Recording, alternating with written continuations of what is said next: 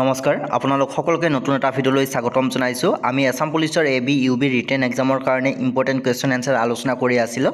চ' আজিৰ ভিডিঅ'টোত আমি এখন মক টেষ্ট লৈ আহিছোঁ, য'ত আপোনালোকৰ 30টা কুৱেশ্যন থাকিব। ইয়াৰে কিমানটা আপোনালোকে শুদ্ধ কৰিব পাৰিলে ভিডিঅ'টোৰ শেষত কমেণ্ট বক্সত কমেণ্ট কৰি জনাব। লগতে আপোনালোকক জনাব বিচাৰিছোঁ, আসাম পুলিচৰ AB UB ৰিটেন এক্সামৰ কাৰণে আপোনালোকে যদি প্ৰিপাৰেশ্যন আৰম্ভ কৰিছে, আপোনালোকে এইখন গাইডবুকৰ জৰিয়তে প্ৰিপাৰেশ্যন কৰিব পাৰিব, যিখন সম্পূৰ্ণ চিলেবাছ ফ'ল' কৰি প্ৰস্তুত কৰা হৈছে। ইয়াতে আপোনালোকে আটাইকেইটা বিষয়ৰ সকলো ধৰণৰ কুৱেশ্যন এনচাৰ অসমীয়াতে লাভ কৰিব। আগন্তুক AB UB ৰিটেন এক্সামৰ কাৰণে আপোনালোকে যথেষ্টখিনি লাভান্বিত হ'ব পাৰিব। যিসকলে এতিয়াও ডাউনলোড কৰি লোৱা নাই, ডাউনলোড কৰি ল'ব পাৰিব। লিংক এই ভিডিঅ'টোৰ তলত ডেছক্ৰিপশ্যন বক্সত দিয়া আছে। সেই লিংকত ক্লিক কৰি আপোনালোকে যথেষ্টখিনি কম মূল্যত ডাউনলোড কৰি পৰীক্ষাত সুখ্যাতিৰে আপোনালোকে উত্তীৰ্ণ হ'ব পাৰিব আৰু আপোনালোকৰ পুলিচ হোৱাৰ সপোন পূৰণ কৰিব পাৰিব।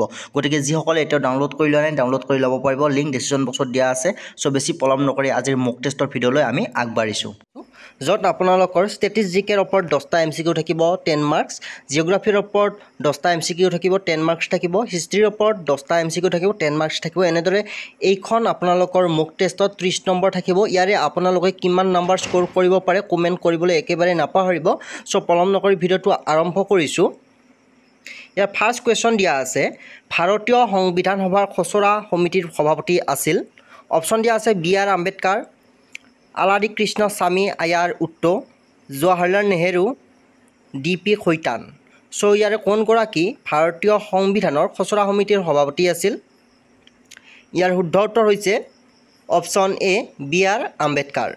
চ' আপোনালোকে কিমানটা কুৱেশ্যনৰ এনচাৰ কৰিব পাৰে কমেণ্ট বক্সত কমেণ্ট কৰিব। লগতে আপোনালোকে কুৱেশ্যনসমূহ দেখাৰ লগে লগে যদি কাৰেক্ট এনচাৰটো জানে কমেণ্ট বক্সত কমেণ্ট কৰিব, যিহেতু ভিডিঅ'টো প্ৰিমিয়াৰ হৈ থাকিব। চ' নেক্সট কুৱেশ্যন আছে, ভাৰতীয় সংবিধান কেতিয়াৰ পৰা কাৰ্যকৰী কৰা হয়? অপশ্যন আছে 1950 চনৰ 26 জানুৱাৰীৰ পৰা, 1952 চনৰ 25 জানুৱাৰীৰ পৰা, 1953 চনৰ 26 জানুৱাৰীৰ পৰা, 1955 চনৰ 26 জানুৱাৰীৰ পৰা। চ' কেতিয়া ভাৰতীয় সংবিধানখন কাৰ্যকৰী কৰা হৈছিল? ইয়াৰ শুদ্ধ উত্তৰ হৈছে অপশ্যন A 1950 চনৰ 26 জানুৱাৰীৰ পৰা ভাৰতীয় সংবিধানখন কাৰ্যকৰী কৰা হৈছিল। কুৱেশ্যন নম্বৰ 3 দিয়া আছে, ভাৰতবৰ্ষ সাৰ্বভৌম গণৰাজ্য হয়? কেতিয়াৰ পৰা ভাৰতবৰ্ষ এখন সাৰ্বভৌম গণৰাজ্য হিচাপে স্বীকৃতি পাইছে? অপশ্যন আছে 1948, 1950, 1947, 1952। চ' শুদ্ধ উত্তৰ যিসকলে জানে কমেণ্ট বক্সত কমেণ্ট কৰিব।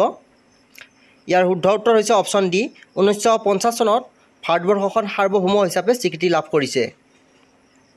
কুৱেশ্যন নম্বৰ 4 দিয়া আছে, ৰাষ্ট্ৰপতিয়ে ৰাজ্যসভালৈ মনোনীত কৰিব পৰা সদস্য সংখ্যা হ'ল 2জন, 6জন, 12জন, 14জন। চ' ৰাষ্ট্ৰপতিয়ে ৰাজ্যসভালৈ কিমানজন সদস্য মনোনীত কৰিব পাৰে? ইয়াৰ শুদ্ধ উত্তৰ হৈছে অপশ্যন C 12জন সদস্য মনোনীত কৰিব পাৰে। চ' আপোনালোকে যদি ভিডিঅ'সমূহ চাই ভাল পাইছে, ভিডিঅ'টো এটা নিশ্চয় লাইক কৰিব, তেতিয়া আমি আন এটা ভিডিঅ' বনোৱাৰ কাৰণে মটিভেশ্যন পাওঁ। লগতে আপোনাৰ বন্ধুসকলৰ লগত ভিডিঅ'টো শ্বেয়াৰ কৰিব নাপাহৰিব। 5 নম্বৰ কুৱেশ্যন দিয়া আছে, সংবিধানৰ 42তম সংশোধনীৰ জৰিয়তে তলৰ কোনটো বিষয় ৰাজ্যিক সূচীৰ পৰা সময়াৱৰ্তী সূচীলৈ নিয়া হৈছে? কৃষি, জলসিঞ্চন, স্থানীয় স্বায়ত্তশাসিত চৰকাৰ, শিক্ষা। ইয়াৰ শুদ্ধ উত্তৰ অপশ্যন D শিক্ষা। নেক্সট কুৱেশ্যন দিয়া আছে, দেশৰ সকলো মানুহৰ মাজত প্ৰচলিত মুদ্ৰাক বোলে কাগজী মুদ্ৰা, হিচাপৰ মুদ্ৰা, প্ৰকৃত মুদ্ৰা, ধাতু মুদ্ৰা। চ' এইটো কুৱেশ্যন আমি ক্লাছ 10ৰ আপোনালোকৰ ইকনমিক্সৰ পাৰ্টত পাই আহিছোঁ। চ' প্ৰচলিত মুদ্ৰা কি বুলি কোৱা হয়? ইয়াৰ শুদ্ধ উত্তৰ হৈছে অপশ্যন C প্ৰকৃত মুদ্ৰা বুলি কোৱা হয়। চ' আজিৰে পৰা আমি প্ৰতিদিনে আপোনালোকৰ ইভিনিং আপোনালোকৰ টাইমত আমি মক টেষ্ট এখন লৈ আহিম, য'ত আপোনালোকৰ 30টা কুৱেশ্যন থাকিব বিভিন্ন বিভাগৰ ওপৰত, জিঅ'গ্ৰাফী, হিষ্ট্ৰী, লগতে ষ্টেটিষ্টিকৰ ভিতৰত আপোনালোকৰ Indian polity, economic, culture, sports সকলো ধৰণৰ কুৱেশ্যন 10টা সোমাই থাকিব আৰু আপোনালোকৰ হিষ্ট্ৰী 10টা থাকিব, জিঅ'গ্ৰাফী 10টা থাকিব। চ' প্ৰতিদিনে ভিডিঅ'সমূহ পাই থাকিবৰ কাৰণে চেনেলটো ছাবস্ক্ৰাইব কৰি ল'ব। নেক্সট 7 নম্বৰ কুৱেশ্যন দিয়া আছে, বিশ্ব বেংকৰ সদস্যৰ সংখ্যা কিমান? বিশ্ব বেংকৰ সদস্যৰ সংখ্যা অপশ্যন দিয়া আছে 175, 189, 166, 186। ইয়াৰ শুদ্ধ উত্তৰ অপশ্যন D 186 বিশ্ব বেংকৰ সদস্যৰ সংখ্যা। নেক্সট কুৱেশ্যন দিয়া আছে, ঋণ মুদ্ৰা সৃষ্টি কৰে ৰিজাৰ্ভ বেংক, আঞ্চলিক বেংক, সমবায় বেংক, বাণিজ্যিক বেংক। কোনে ঋণ মুদ্ৰা সৃষ্টি কৰে? ইয়াৰ শুদ্ধ উত্তৰ অপশ্যন D বাণিজ্যিক বেংকে ঋণ মুদ্ৰাৰ সৃষ্টি কৰে। নেক্সট কুৱেশ্যন দিয়া আছে, অসমীয়া সাহিত্য সংস্কৃতিৰ প্ৰাণপুৰুষ বুলি কাক কোৱা হয়? অপশ্যন আছে শ্ৰীমন্ত শংকৰদেৱক, জ্যোতিপ্ৰসাদ আগৰৱালাক, বিষ্ণুপ্ৰসাদ ৰাভাক, লক্ষ্মীনাথ বেজবৰুৱাক। ইয়াৰ শুদ্ধ উত্তৰ অপশ্যন এ শ্ৰীমন্ত শংকৰদেৱক অসমীয়া সাহিত্য সংস্কৃতিৰ প্ৰাণপুৰুষ বুলি কোৱা হয়। নেক্সট কুৱেশ্যন দিয়া আছে সংস্কৃতিৰ প্ৰত্যক্ষ বাহক বুলিলে তলৰ কোনটোক বুজা যায়? অপশ্যনসমূহ আছে খাদ্য, ভাষা, উৎসৱ, সাহিত্য। ইয়াৰে কোনটোক সংস্কৃতিৰ প্ৰত্যক্ষ বাহক বুলি কোৱা হয়? ইয়াৰ শুদ্ধ উত্তৰ অপশ্যন বি ভাষা।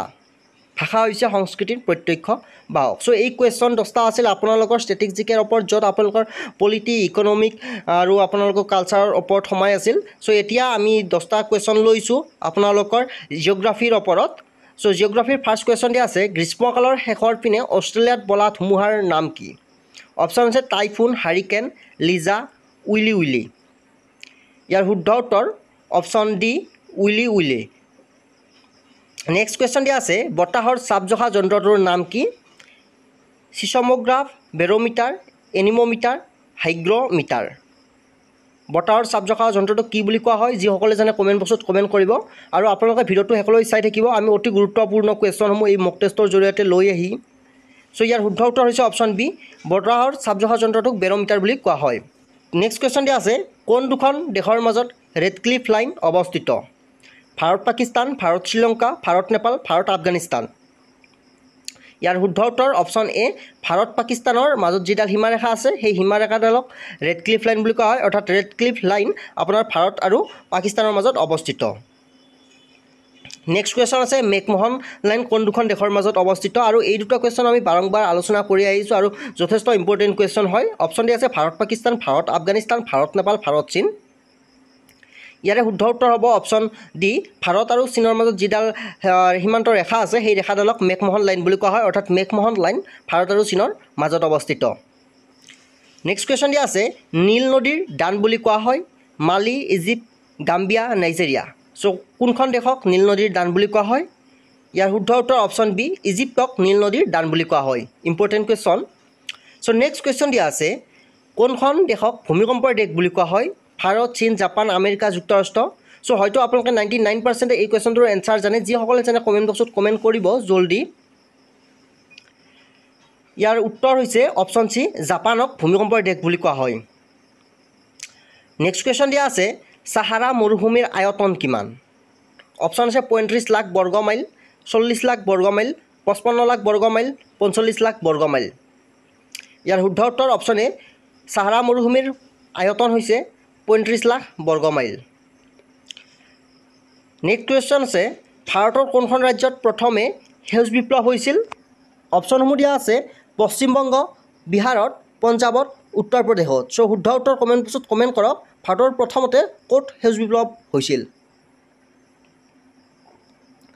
ইয়াৰে শুদ্ধ উত্তৰ হৈছে অপশ্যন চি পঞ্জাৱত প্ৰথমবাৰৰ কাৰণে সেউজ বিপ্লৱ হৈছিল। নেক্সট কুৱেশ্যন আছে ভাৰতৰ কোনখন ৰাজ্যক মছলাৰ বাগিচা বুলি কোৱা হয়? কেৰেলা, অসম, কাশ্মীৰ, হিমাচল প্ৰদেশ। ইয়াৰে কোনখন ৰাজ্যক মছলাৰ বাগিচা বুলি কোৱা হয়? ইয়াৰ শুদ্ধ উত্তৰ অপশ্যন এ কেৰেলাক মছলাৰ বাগিচা বুলি কোৱা হয়। নেক্সট কুৱেশ্যন জিঅ'গ্ৰাফীৰ শেষৰটো কুৱেশ্যন ভাৰতক কোনখন ৰাজ্যক শস্যৰ ভঁৰাল বুলি কোৱা হয়? অৰ্থাৎ ভাৰতৰ কোনখন ৰাজ্যক শস্যৰ ভঁৰাল কোৱা হয়? অসম, পঞ্জাৱ, মধ্যপ্ৰদেশ, উত্তৰ প্ৰদেশ। ইয়াৰ শুদ্ধ উত্তৰ অপশ্যন বি পঞ্জাৱক শস্যৰ ভঁৰাল বুলি কোৱা হয়। চ' নেক্সট এতিয়া আমি হিষ্ট্ৰীৰ ওপৰত 10টা কুৱেশ্যন লৈছোঁ। ফাৰ্ষ্ট কুৱেশ্যন আছে প্ৰাচীন প্ৰস্তৰ যুগত মানুহে উদ্ভাৱন কৰা উল্লেখযোগ্য বস্তুটো কি? জুই, মাটিৰ চকা, সূতা কটা, ধাতুৰ সঁজুলি। চ' ইয়াৰ শুদ্ধ উত্তৰ অপশ্যন এ জুই। প্ৰাচীন প্ৰস্তৰ যুগত মানুহে উদ্ভাৱন কৰা বস্তুটো হৈছে জুই।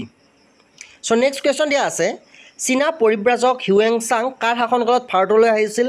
Most important question. Harshavardhan, Chandragupta one, Ashoka Kanishka. ইয়াৰ শুদ্ধ উত্তৰ অপশ্যন এ হৰ্ষবৰ্ধনৰ দিনত চীনা পৰিব্ৰাজক হিউৱেন চাং ভাৰতলৈ আহিছিল। নেক্সট কুৱেশ্যন দিয়া আছে কোনজন ৰজাক ভাৰতৰ সৰ্বপ্ৰথম জাতীয় শাসক হিচাপে আখ্যা দিয়া হৈছে? অপশ্যন আছে চন্দ্ৰগুপ্ত মৌৰ্য, অশোক, চন্দ্ৰগুপ্ত ওৱান, কনিষ্ক। ইয়াৰ শুদ্ধ উত্তৰ অপশ্যন এ চন্দ্ৰগুপ্ত মৌৰ্যক ভাৰতবৰ্ষৰ সৰ্বপ্ৰথম জাতীয় শাসক হিচাপে আখ্যা দিয়া হৈছে, মনত ৰাখিব। নেক্সট কুৱেশ্যন দিয়া আছে মগধ ৰাজ্যৰ ৰাজধানী আছিল কনৌজ, পাটলিপুত্ৰ, উৰিষ্যা, লক্ষ্ণৌ। চ' মগধ ৰাজ্যৰ ৰাজধানী কি আছিল? কমেণ্ট বক্সত কমেণ্ট কৰক। আমি প্ৰায়বোৰ ভিডিঅ'ত আলোচনা কৰি আহিছোঁ, ইম্পৰ্টেণ্ট কুৱেশ্যন হয়।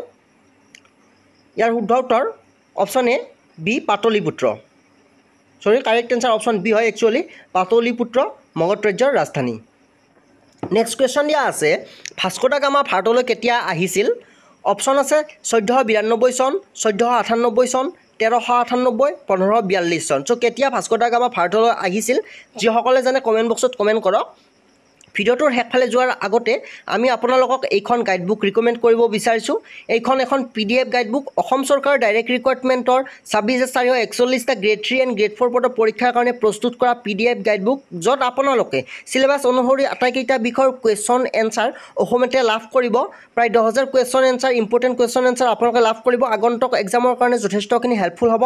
ডাউনলোড লিংক ডিছক্ৰিপশ্যন বক্সত দিয়া আছে, সেই লিংকত ক্লিক কৰি আপোনালোকে ডাউনলোড কৰি ল'ব পাৰিব, মোবাইলতে পঢ়িব পাৰিব। চ' ইয়াৰ শুদ্ধ উত্তৰ হৈছে অপশ্যন বি 1498 চনত ভাস্কো দা গামা ভাৰতলৈ আহিছিল, মনত ৰাখিব। নেক্সট কুৱেশ্যন আছে কালিদাস কোনজন সম্ৰাটৰ সভাসদ আছিল? Important question. Samudragupta, Chandragupta II, Ashoka, Chandragupta Maurya. So' কোনগৰাকী সম্ৰাটৰ সভাসদ আছিল কালিদাস? জলদি কমেণ্ট বক্সত কমেণ্ট কৰা শুদ্ধ উত্তৰ। ইয়াৰ শুদ্ধ উত্তৰ option B Chandragupta II। Chandragupta IIৰ সভাসদ আছিল কালিদাস। কুৱেশ্যন নম্বৰ 7 দিয়া আছে মেঘদূত ৰচকসকল অৰ্থাৎ মেঘদূতৰ ৰচক কোনে মেঘদূত ৰচনা কৰিছিল? হৰ্ষ, কৌটিল্য, কালিদাস, কলহন। ইয়াৰ শুদ্ধ উত্তৰ অপশ্যন চি কালিদাসে মেঘদূত ৰচনা কৰিছিল। নেক্সট কুৱেশ্যন দিয়া আছে ভাৰতৰ নেপোলিয়ন বুলি কাক কোৱা হয়? চ' ইম্পৰ্টেণ্ট কুৱেশ্যন, আগতে DHSৰ পৰীক্ষাত কেইবাবাৰো আহি গৈছে। অপশ্যন আছে চন্দ্ৰগুপ্ত, সমুদ্ৰগুপ্ত, অশোক, হৰ্ষবৰ্ধন। ইয়াৰ শুদ্ধ উত্তৰ হৈছে অপশ্যন বি সমুদ্ৰগুপ্তক ভাৰতৰ নেপোলিয়ন বুলি কোৱা হয়। নেক্সট কুৱেশ্যন দিয়া আছে চুলতান মাহমুদে কেইবাৰ ভাৰত আক্ৰমণ কৰিছিল? 15 বাৰ, 16 বাৰ, 17 বাৰ, 11 বাৰ। শুদ্ধ উত্তৰ কমেণ্ট বক্সত কমেণ্ট কৰক। ইয়াৰ শুদ্ধ উত্তৰ হৈছে অপশ্যন চি চুলতান মাহমুদে 17 বাৰ ভাৰত আক্ৰমণ কৰিছিল।